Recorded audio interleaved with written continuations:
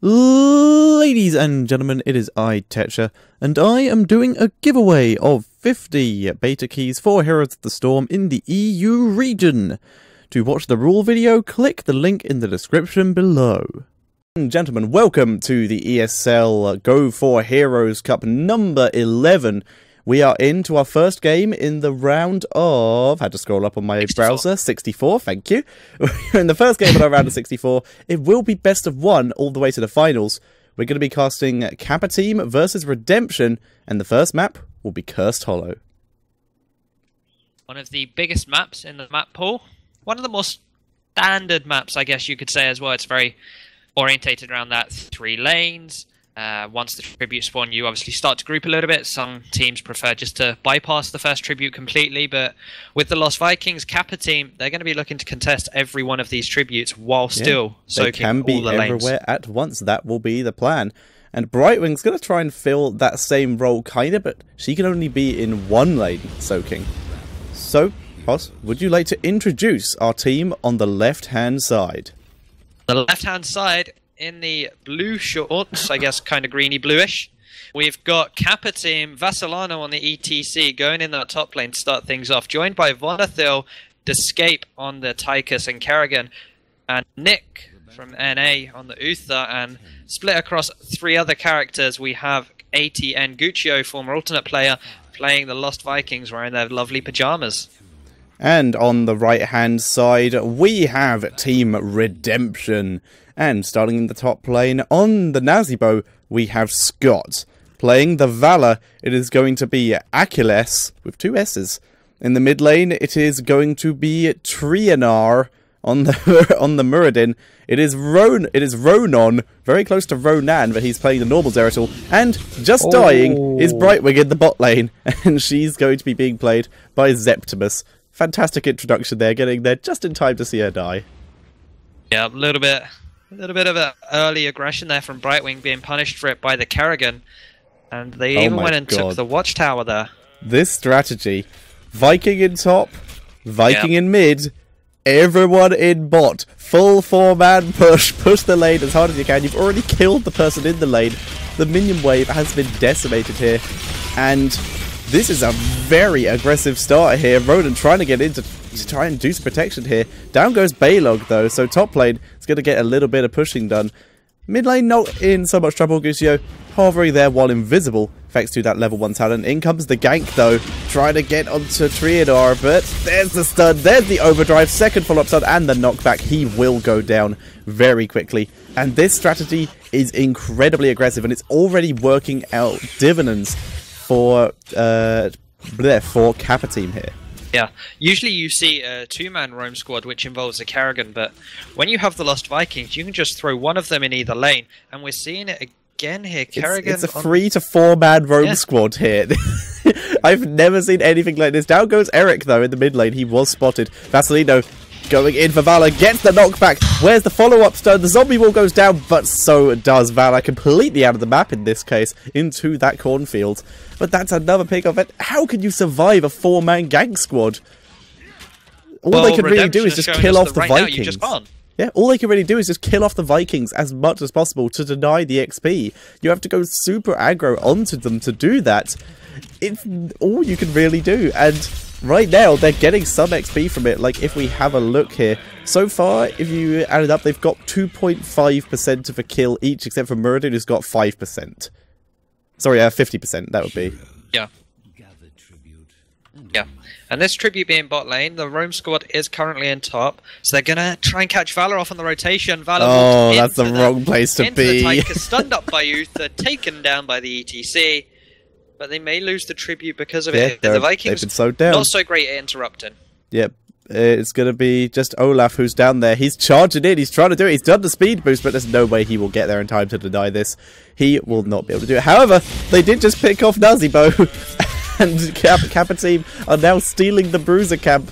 This strategy is ridiculous, and it's working well though, but in comes Redemption here, looking to try and deny it, but there's no chance. They're completely outnumbered again, and they're losing XP in all lanes except bot lane while they're doing this.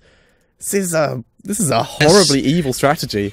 This was something I was going to mention. We saw the 4-man roam squad take their own easy camp, and I thought to myself they could seriously go and contest a hard camp here as 4 men. The grab and stun onto 4-2 members.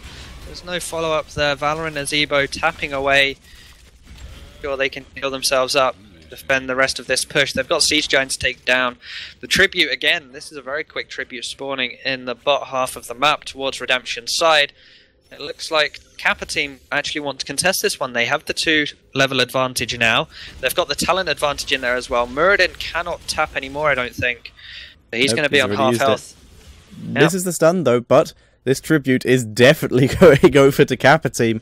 I don't see any way that this can really be interrupted. And down goes Baylog though in the top lane, getting 2v1s. We're finally seeing some counter push coming out of Redemption here, but it is still so difficult. And there goes the watchtower. They're going to steal the easy camp as well. And I actually had a look at a tab that I thought might be interesting here. I've just gone over to the APM tab, which is control free, if you want to give it a look. Yep. And the Lost Vikings is going between 120 and 300 APM over this game. That's a lot of APM, and that's not even an ex-StarCraft player. And I really want to see Hasu or someone play these Lost Vikings. Any one of the ex-StarCraft players playing the Vikings. You'd think it is built for them. Right now, though... And this early boss. Kappa team going for the level 9 boss before their ultimates are up. Before the first curse has even happened. And they're going to be able to do it so easy. Olaf, though, once again goes down. But they're not losing too much. They're actually close to this bot lane. They're going to be able to roam in here with ETC. And just soak up all that XP anyway. And push with the boss, and now Uth is going to join in while Kerrigan and Tychus take the hard camp. This is just so much map pressure coming out from Kappa team. Eric's gone. Yep, Eric just died, so he was AFKing. That is the problem with Lost Vikings. You do have to actually pay attention to them, which Gusio is struggling a little here for some of the times. And while they head up here to this tribute, which is going to go completely uncontested, very unsurprisingly, because, well, put it this way, Redemption are busy. There's a lot going on at the moment. And they're going to steal the enemy boss away here as well. The 2 levels, the Brightwing TP coming onto Muradin now. They're looking to interrupt this, but against a level 10 side, soon to be 11, it may not be the smartest move to try and interrupt this. Yeah, they can't do it. And right now we're seeing the Vikings actually shuffling themselves around here. They rotated lanes to see if they needed to come help and to soak XP from lanes that were missing people. And now they're just heading back, gonna keep getting XP. Currently, only a single level advantage. But let's have a quick look at some of the talents while this lane does push. Yep. So, go ahead, after you. Ooh, Muradin just escaping that there. We're actually seeing the Ultralisk on Kerrigan here to improve their pushing power. We've seen how much they get in these camps, and add an Ultralisk in there, it's going to do so much damage to these buildings. Yeah, but the Divine Storm locking up 2 members, Valor having to pull away. Muradin's caught between a rock and a hard place. A very nice 4-man Reign of Vengeance there with the Ravener Spirit. A very nice Emerald Wind. Ooh, Zeratul from the back though. Void Prism hasn't been used yet, but look at that mosh pit. 3-man, Zeratul is all by himself there. The VP is on the Tychus in the backline, and Redemption, they're scooting on away from this one, having to deal with the boss. A 1-for-1 trade there, but a very nice showing of ultimates or heroics from the Spanish side. Yeah, very nice. They're able to pick that up from what was a very dangerous situation. However, they've still lost a lane XP, and they've managed to come out of that fight, which was a fairly even fight for them, with a 2-level disadvantage rather than the one they started with. But having a look at some of the other talents, like you said, the Ultralisk is also going to be another body. Because the team is roaming around as 4 rather than 5, the extra body in the fight to tank any skill shots kind of thing is a fantastic bonus to their team. ETC, like we saw there, does have the Mosh Pit, and it is, unsurprisingly, the Longboat Raid from the Lost Vikings. And here we go. Grenade does not land, so it's going to have to be Vasilino diving in. Instead, he gets engaged upon, healed up by Ufa, but did take quite a lot of damage there. He has Guitar Hero, but he doesn't yet have the increased duration on his heal if he was going to take it. And here we go, they do engage double Divine Storm, and we are going to see Brightwing bite the dust. Muradin trying to jump out, Zombie Wall may save him. Ultralisk is just charging through here. Muradin having to run away. That Ultralisk might actually take him down here. He's running out of health. There's the slow, there's the stun. He's going to have to jump as well. Oh, yeah! Wiped out mid-air, did not make the jump, and there goes the tribute over the Kappa team, and that is the first curse of the game, and they can push pretty much everywhere they want. While that was happening, did someone just die? Did someone just die, or what was that ping for? Oh, it's the Not team sure. pinging. I was wondering what the team was pinging about. So, But Eric will fall in the top lane. yep, he will finally go down. He was a bit too far up, but you can't be everywhere at once. And there we go. Second fort of the game, actually. First one went down to the boss earlier.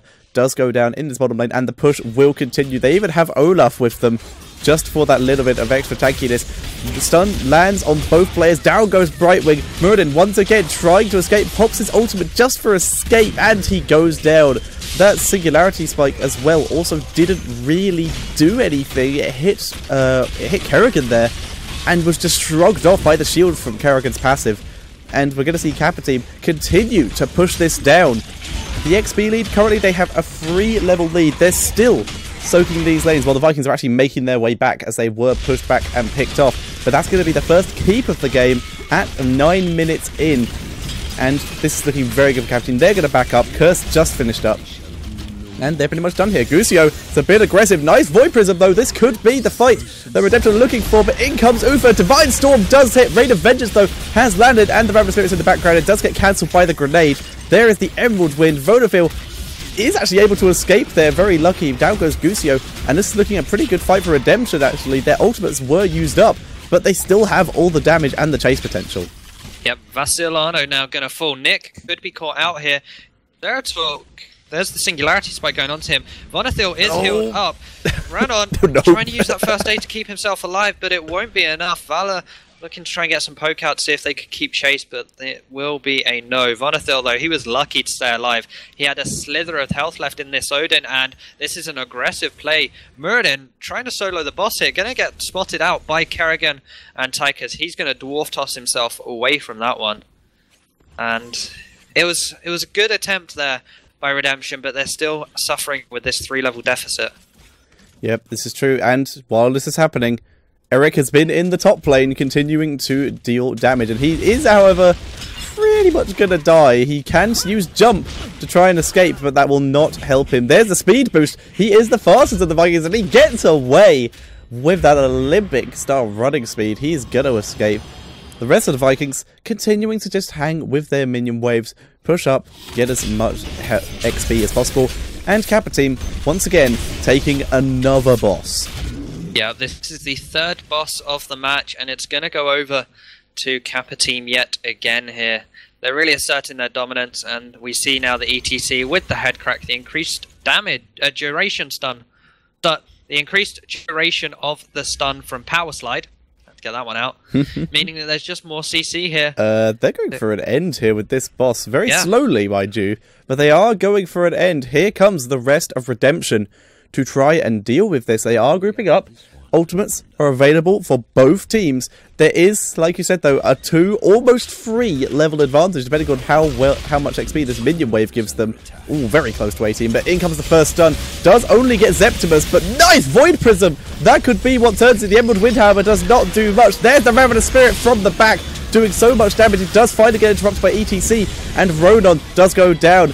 The nice mosh pit there. Only onto Muradin, though. Muradin trying to chase Deathscape, but Deathscape is out of this fight, and Vonavale takes down Brightwing and is now onto Scott. Scott does not escape as well. The Vikings chase him down. The Longboat raided that fight, dealing so much damage, and that is a 4-0, and now it's a 5-0. Valor going in for one last ditch effort, but that is a GG, and we do see Kappa team take the game, and they will be moving on to the next round.